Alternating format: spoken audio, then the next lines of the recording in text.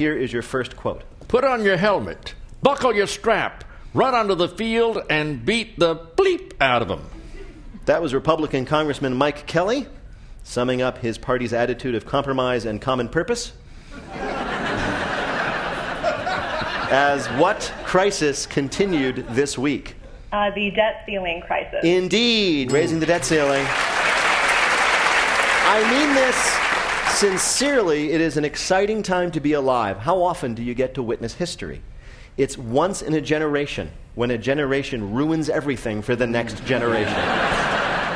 Someday you'll say to your grandkids, yes, I was there when the United States defaulted. Now, don't bogart that last can of dog food, Sonny. I think, that we'll probably celebrate this week every year as National Stupid Week. Really? Well, don't you just wish these people had mothers?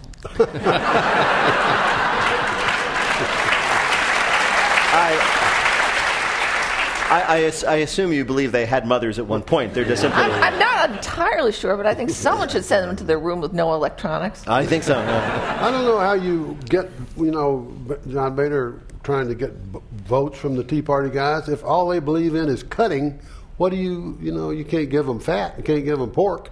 The only way I can figure is you go to a Tea Party guy and say, do you have a particular program we could cut out that would hurt someone you hate?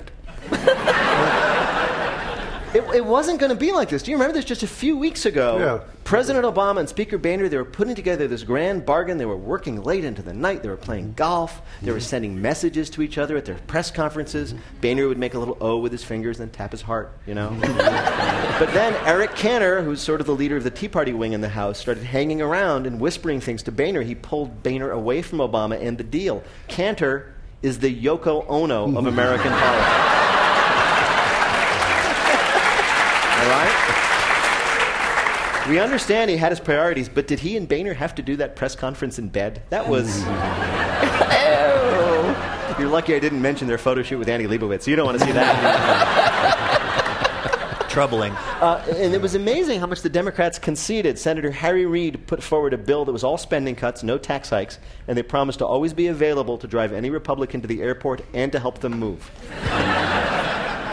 It is, honestly, though, for the first time in maybe years, I'm not just going quickly past C-SPAN to try to get to ESPN4. Right. So there's that. Right. You know it's what exciting. I mean? It's kind of, you never know what's going to happen in the well of the Senate right now.